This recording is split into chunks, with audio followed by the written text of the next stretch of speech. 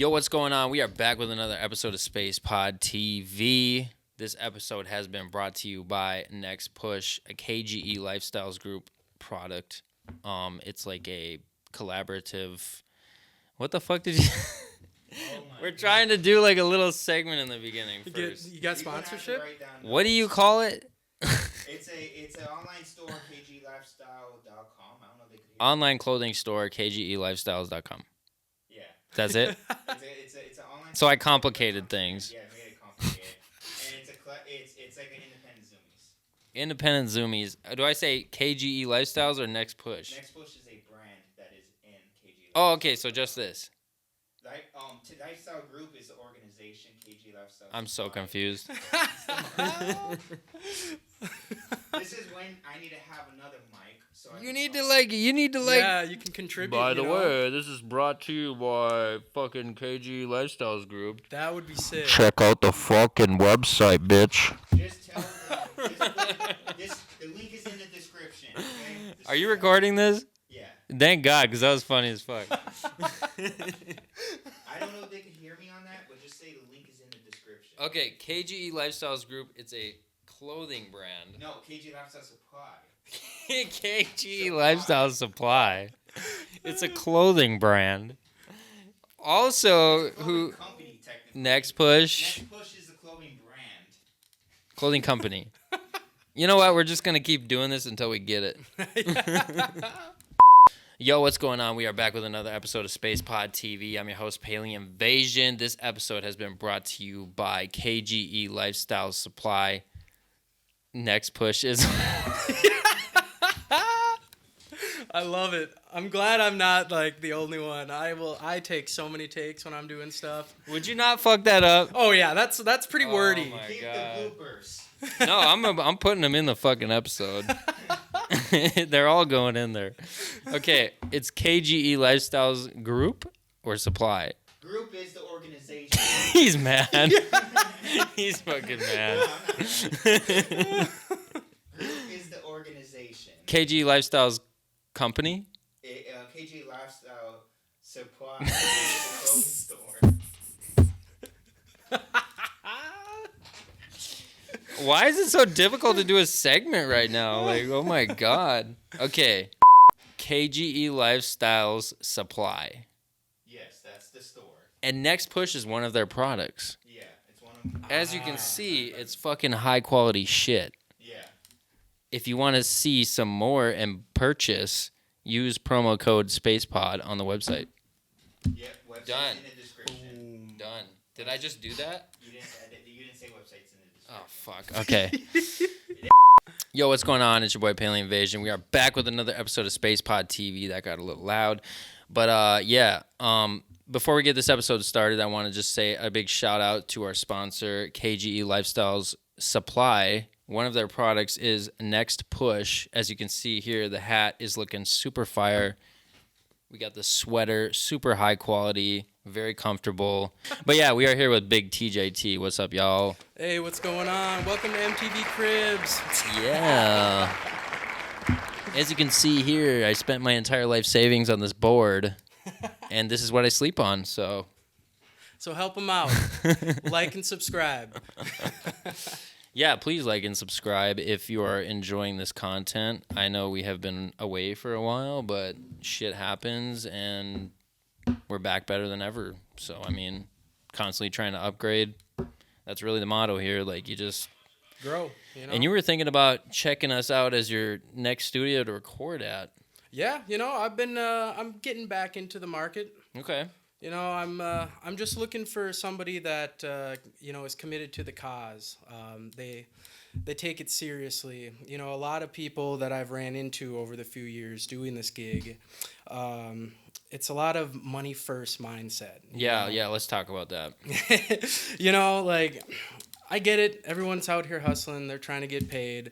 But a lot of people, it's like the first thing is, you got Cash App? You going to send that? Yeah. And it's like, I don't even know. I've just met you. I don't even know your work ethic. You know, what if I Cash App you and I want this done, and then it takes 2 to 3 weeks to get it done? Yep. And then you're bothered when I'm like hitting you up, you know? Yeah. I would say if you own a studio, your main focus should not be making money. It should be making quality products. Right? Pretty simple. Exactly. But people like to complicate it, so.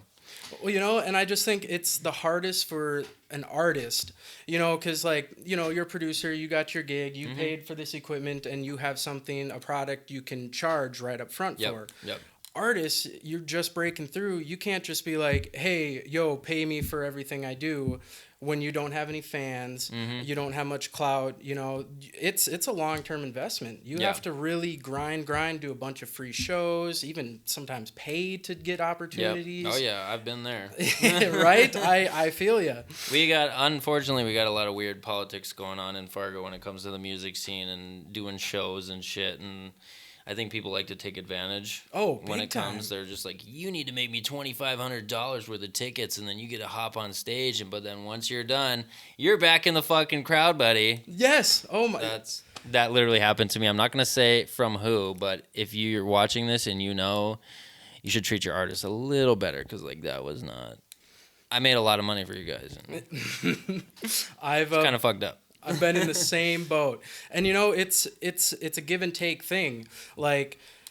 You need artists as a promoter, otherwise you have no show. They are giving a service to you by being there and performing. Yep. So why do they have to pay, or why can't they get a little bit of something and then you just get it all, and then you get to walk away and you didn't even have to perform or anything. We put all the work in. And then it's half the time, I'm going to be straight up, you could even open for fucking Lil Wayne, but you're not guaranteed anything from that. Nothing.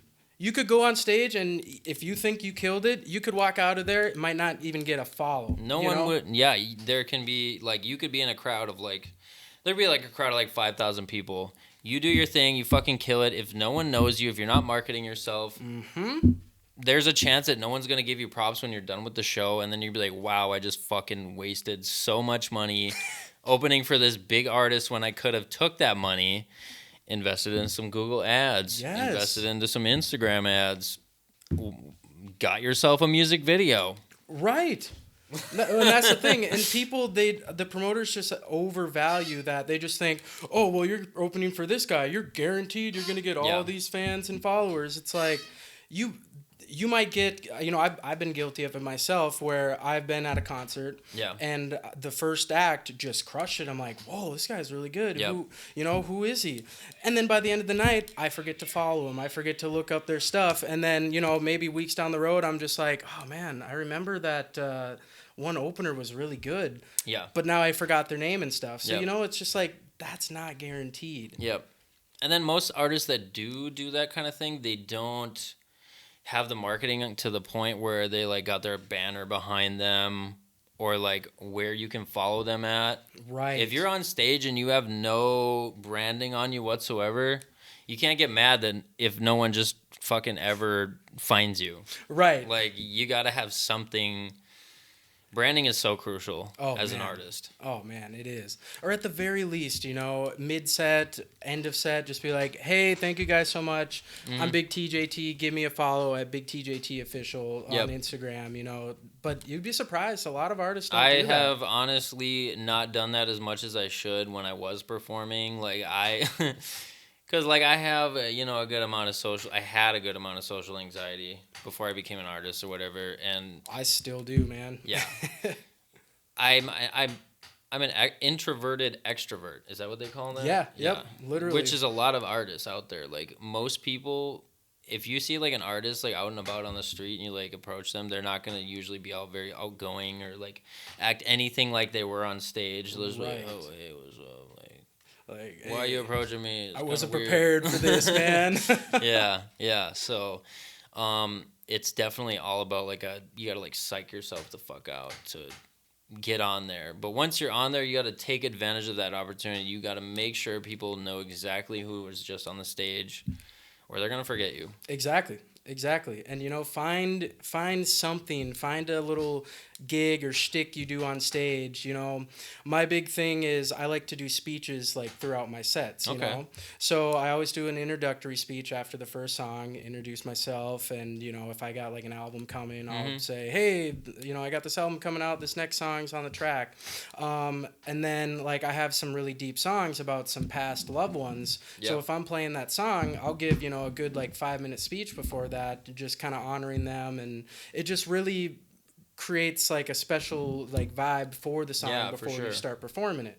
If you just go and just rattle off track after track after track and then I'm done. There's just like there are a lot of artists that don't actually introduce like what track is coming up next. They just be like, "All right, DJ, hit me." Right. Like, right. But then like sometimes like you could do a fire track, but if no one knows what the fuck you just did, like where they can find it, what it's called, that makes a huge difference. Oh yeah. Because there's a very small amount of people that are gonna like stop you after the show and be like, "What was that song called?"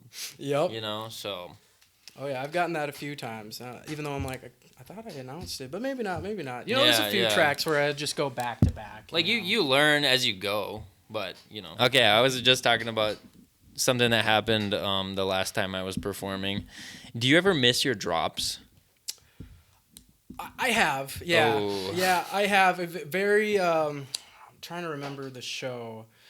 I can't remember the show, but it was early, like one of my first couple shows. I couldn't hear like the track for some reason. It was really quiet, and it was right at the the intro, so it's just the beat, and then boom, the hook kicks in, and the hook kicks in. I'm like, oh shit, I am not ready for this. Yeah. And then you got to speed it up to kind of catch back up. Yeah, that literally just happened to me the last show I did, and that's when I was like, fuck this, I'm gonna fucking go run my studio and forget this shit for a while, because like holy fuck, I was like 4 bars off of my drop or something like that. Oh damn. I was like 1 2 1 2 3, and it's going, and then I literally was like, got you. See? You played it off, I think some people probably believe me that I was fucking with them, but I think most were like, this dude's not prepared. You'd be surprised, because I get very into my head. I think I overanalyze every little thing. Yeah. And I'll be done with the show, and everyone's like, you killed it. And I'll get stuck on this one thing, like, no. You'd be like, really? Did I really fucking kill it? Right. Did you not hear me, like, mumble that one word when I was trying to say it clearly? Yeah. But you'd be surprised. People don't really catch that. No, I mean, yeah, if you're down in the crowd, like, they're not gonna critique you too hard. Like, especially if you're, like, doing a smaller show. I think the speakers are just so fucking loud that, like, they hide most of your mistakes you make. True. Which, I mean, fine, cool. But, like, as an artist, we're gonna tell you right now, as an artist, most artists, when they're done with their set, they will be like, oh, fuck, I didn't fucking do that shit right. Like, it never goes perfect in our heads. I promise you that. I will say there was one show where I actually, for once, walked off that stage and I was like, I can't find anything wrong. I think I just killed that. It was last year at GandaFest at the TAC. Okay, yep. Just a 10-minute set. It was only my like 3rd show. And I had all of like my hometown buddies there. The crowd was the biggest crowd I've been a part of. And it just, big crowds help a lot, because you have all this stuff prepared and planned, and then you say one word and they're like, whoa, and they kind of cut you off. They're like, all right, move on. Yeah. And you just burn through it. And I just felt like I had full control of the crowd, of that stage. That was like the one time. Yep. Every other show, there's been something where I'm just like... You're just like, I don't know. Did I really fucking kill it? Or are you just fucking trying to gas me up, you motherfucker? Exactly. Like, don't lie to me, because I'm already very brutally honest with myself. I'm a sensitive being, okay? Like, there's only so much I can deal with right now as an artist. Like, goddamn. But, what the fuck was it? Oh, yeah, GandaFest. How was that? Was that a big-ass show? It was. It's still, like I said, probably one of my best performances. There was a ton of artists, a lot of local artists, too, which was cool. That's where I actually met a lot of these artists that I work with still to this day. Okay. But I just... I don't know, it was just magical in there. Mm-hmm. The crowd was just vibing hard. Everyone was cheering, going crazy. Mm-hmm. It's always fun when there's like new people like up front and you're doing your thing and you see them at first because they have no idea who you are. And they're like, Yeah. who is this? Who is this? And then like you look them dead in the eyes and you're spitting a verse and then they're like, okay, awesome. Yeah. And then they just start rocking out. They're Yeah. like, hell yeah. Yeah, that's I dope. love that. Yeah, I mean, honestly, it's like all about the energy of like the situation. Like you'll pretty much know right away if like the show is gonna be like a super huge vibe or if it's gonna be like, oh fuck, there's a lot of, because like I'm empathic, like I'm an empath, so like if I'm in the building and like there's some fucked up vibes going on, I'm gonna feel that shit, Yep. and that's gonna translate into my performance You and just start thinking about it. yeah, Get in your head. No, I feel that. I thrive off crowd energy. You know, like if the crowd is hyped, they're being loud, they're just going. Then I just get in a zone. You know, I still, you know, you got to put on a show even if there's like one person in the stands. But yeah, definitely. then I really start to feel like I got to fill the gaps. I got to keep talking. Then I'll start saying some stupid stuff. You know. Yeah, I feel that. That's the one thing. Sometimes when you have to improvise a little, it just is like, fuck. Especially when you practice, you have this whole just thing mapped out, and then you get there and it all just goes out the window because it's just not what you were picturing. Yep. I always picture these grandiose scenes, this epic. It's like, oh, the fucking crowd. Yeah, I might stage dive. Thank you so much. Yes. You're all so kind. Exactly. And it never, with anything, even not just shows, just with anything. And then it's never that way, you know? So then I'm just like, oh crap, how do I work through this, you know? And I got to improv. Yeah.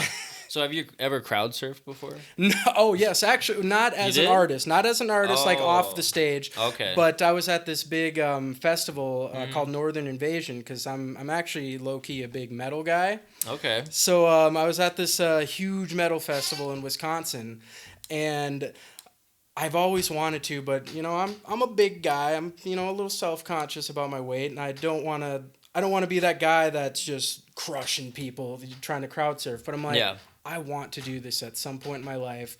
This feels like the best opportunity. So I saw these like three dudes. They look pretty strong. So I'm like, hey, do you think you guys could lift me and bring me up and crowd surf? They're like, hell yeah. They were like, oh sweet, this is a fun challenge. Oh my God. So they're like, bring it on, let's go. So I hop on and boom, yeah, they crowd surf. So I'm going. I get halfway through because I was like in the way back. Yeah. And then they threw me onto a pile of people who weren't equipped to handle me. And I actually fell. I fell down, and I didn't hurt or anything, but I was like, oh shit. And they're like, get him back up, get him. I'm like, God. I can be done, guys. That was enough for me. They're like, get him back up. Oh my God. So they got me up, and then I went all the way to the front. That's crazy. Yeah, I've never crowd surfed. Then again, I don't know if I'd be the type to just be like, make some fucking room, I'm gonna jump on you all. Like, I don't know if I'm that kind of guy.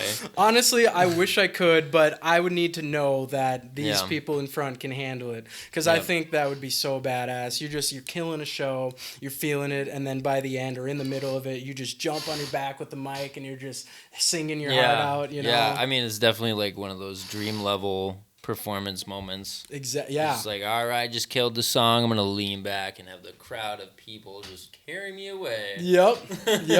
That's one of those, those big picture things I always like envision. And then you get there and it's like a mediocre crowd and it's like, yeah, there's no chance I can crowd surf. But honestly, if you just keep holding that same vision, how success works is so different than what people think it is. Like, first of all, instant gratification is toxic. Yeah. If you're always looking for a buzz or like a high of like, that's why I really don't like social media, because like you're constantly looking for like, what's the next notification I just got? Like, right, you're just chasing like, I just posted, why am I not getting thousands of likes and this and that? And you start checking your phone over and over again, and you get that one like, and you're like, sweet, okay, where's the next one? Yeah, it's like you're injecting likes. Yeah. Oh yeah, I'm back at it, baby. Yes. And then an hour later, you're like, I want to fucking die. Yeah, because it caps out at 50 views, and you're like, fuck, man. Yeah, let's talk about that. The fucking algorithm is crazy right now. Dude, I can't stand that. Yeah, I mean, you could have at this point, you could have like 10,000 followers, but if you're not like posting in a specific fashion, Yeah. you're going to get maybe like 50 likes on your post. And that's the thing. It forces you to be in a box. You know, it's like if you get one to go through and you get a decent buzz on it, you have to keep making stuff like that, or it just immediately, if you do something like totally different, it drops down to like... Yeah, it'll shut you off. Yeah. And then you have to post like every day, twice a day. It's just like people don't understand how much energy that actually takes, you know? It's honestly like I've made one. Joe, the engineer, is in the building, y'all. Hey, what's up? What's up, bro? To what do we owe the pleasure? We do? Hey, is it me? Am I recording? Is he coming in? You said 8:30. 8:30? Yeah. Oh, I thought you didn't. Oh, hold on. Oh shit. No, we're good. Like with this one's we're close on this one. We're having a blast. Yeah, we're vibing. Sorry to interrupt. No, you're good, man. Joe, the engineer, is in the building, y'all. What an honor.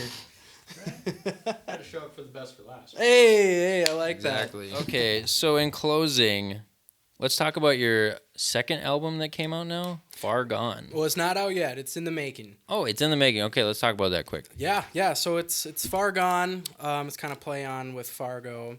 Okay. But the story behind it is... Well, first, I've got a bunch of artists from Fargo on it. It's like a very collaborative album. I think there's only like 2 or 3 songs where it's just me on it. So I got like 10 to 11 people on there. But it's just about... Half of it's about putting Fargo on the map, you know? Like... I feel like there is a hip-hop scene here. It's just very hidden. It's underground. Yep. And I'm doing whatever I can to kind of break that to the light and, you know, show the rest of the country, like, hey, Fargo can be a place where we rock out, sure. you know? So it starts off putting, you know, all hyping Fargo up, putting it on the map, this and that. And then it starts to flow into, you know, like the darker sides of Fargo. Like the right. weather. I hate winter. The weather here is just, what the fuck? It's terrible. We might get snow this weekend. It's almost May. Is it snowing right now? Is it? Oh, What the fuck, dude? see, that's what I'm talking about. Yeah. And I haven't been diagnosed, but I'm pretty sure that I have seasonal depression. So Oh, once don't it hits, we all? you Fuck. know, You need to get one of them sun lamps. for real. You can get those for like $20 at Menards. I really And you should just get one plug of that those. shit in, look at it indirectly, and it'll like, heal your dopamine levels or serotonin Yeah. or some shit like that. But Because I get so unmotivated, just down in the dumps. You know, if Yep. people who really follow me, summer I'm always on social media. I'm grinding. I'm doing all this stuff, and then it's like I disappear. You know? yeah, I feel that. So then it starts to kind of go into that, and there's some slower songs, some more kind of like poppy songs, but like deep pop, where it just kind of shows that, yeah, Fargo's great and all that, but in the wintertime, it's In just... the wintertime, you need to leave, go somewhere else. Yeah, honestly, I wish I could be a snowbird, for real. Yeah, right. So it's got this nice flow of just like, it gets you excited right out the gates, you know? It's got some like fast rap songs. It's got some, you know, like almost like Lil Baby type rap songs. And then, you know, you got some slower songs, and it just kind of tails out into the end with like a really deep song. But Okay, cool. When's that going to be coming out? that is the question a lot of people have been asking me. I would like to get that out no later than this fall. This fall, okay. Because I just think the whole concept of it would be great to like start the winter off with, you know?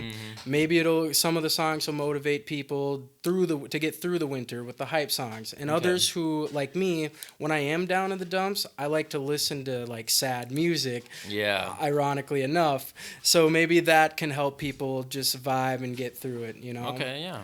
But I've always been about, when I started making music, or when I started just like listening to music, certain songs would give me that like butterfly feel, you know? Oh, yeah, for sure. Chasing a feeling. Yes. Yeah. And ever since then, I want my music to give people that feeling. So any song that I can that, you know, hits the melodies right and it just sparks that butterfly feeling for someone, that's a win for me, honestly. And that's basically what inspired you to start writing music then. Yeah, pretty much. Because I started, I'd listen to some songs and like they'd have a little bit of melody and it would almost get there but then they'd like tail off and do something different. I'm like, oh man, I wish they would have carried that melody out longer or like, went higher there. Mm-hmm. And then I just realized why should I like wish for them to do that? Why don't I just do that? Right. So then I just started making music, honestly, that like I would want to hear. Mm-hmm. And I just hope it kind of, projects onto other people and they enjoy it. Yeah, I mean, as long as you stay your authentic self, you're going to attract the type of people that are meant to be in your life. And the ones that are not, they're probably going to be haters or they're just not going to ever fucking know about you, and that's fine. Right. And that's So, like the big disconnect is because, you look at me, and I grew up in a small town. The worst thing I went through is I grew up with a single alcoholic mother, so there were some hard times there and we didn't really have much money. Right. And a lot of people in, my small town, they lived on lakes, they had money. So I just always like subconsciously felt like I was viewed as like kind of trash, Mm-hmm. So that was like the worst thing growing up. So I can't go out there and make music about, I'm in these streets, I'm doing, Right. People see right through that. And there was a time on my older stuff when I went under Big T where I was, I was just young, dumb, just kind of, I want to make trap rap and stuff.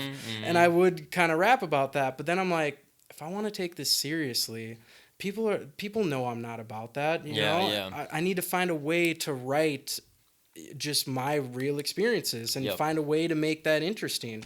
And I finally kind of found that. I wrote a lot about my struggles growing up with my mom and, the troubles of that. That's a lot of my last album, Live in the Moment. Okay. A lot of songs are catered to that. And then, like we've all been through girl problems, so I write about a lot of like stuff with exes and this and that. You don't have to fit the image that the mainstream media is always forcing you, If you like making music, you can find something in your life that's interesting to write about and just do it, because when you own it, people see that.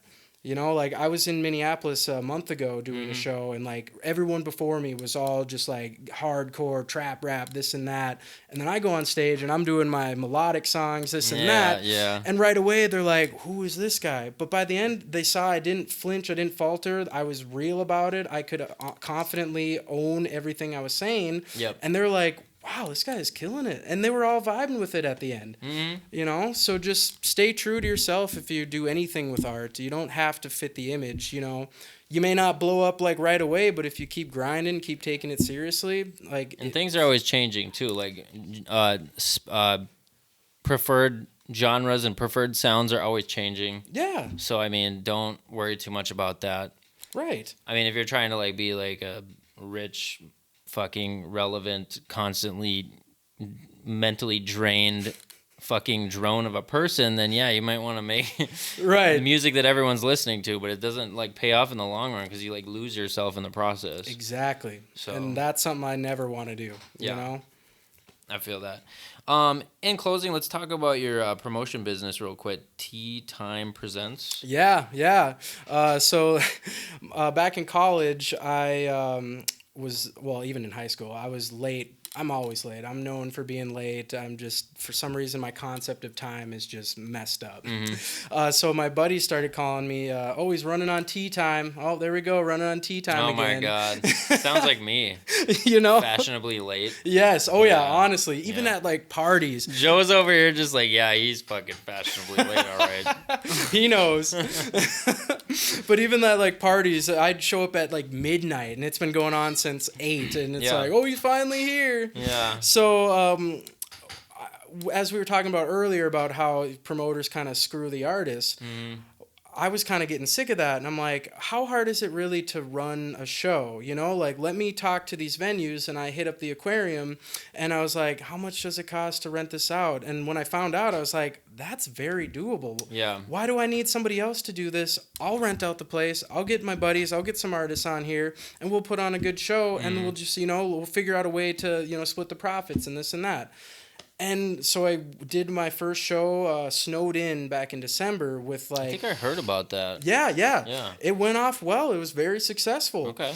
And I was like, this is fun. So I did another one in January, and that one was even better. So I was, growing, and I'm like, what if I really like did something with this, you Mm-hmm. know? And I call it Tea Time Presents, you know? So I'm thinking I'm running another show May 12th. I'm not going to be performing, but I've set it up and I'll be running Okay. it with some sweet artists on there. But I think take it to the next level. It doesn't always have to be hip hop either, you know? Yeah, I'm okay. thinking about getting some bands, getting some metal bands at some venues, you know? So it all started with just not being taken advantage of. Yeah, And yeah. now it's blossomed into something that I really think could take off and I can make a legitimate business out of it. Awesome, man. Well, I hope you fucking kill it with that shit. There definitely needs to be a lot more promoters around here because kind of a little bit of gatekeeping going on. That's the thing, Not too. the coolest thing. No, it's like, why?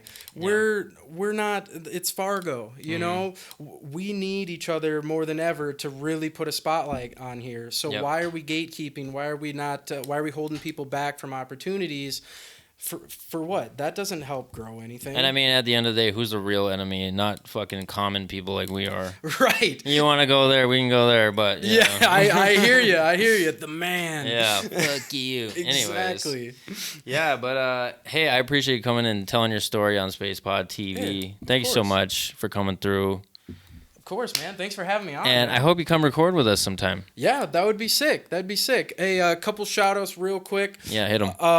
Follow me on Instagram at Big TJT Official. Subscribe to my YouTube, Big TJT, all that fun stuff. I'm dropping a new song here in the next couple weeks called Wait For Me. It's featuring my buddy Duro.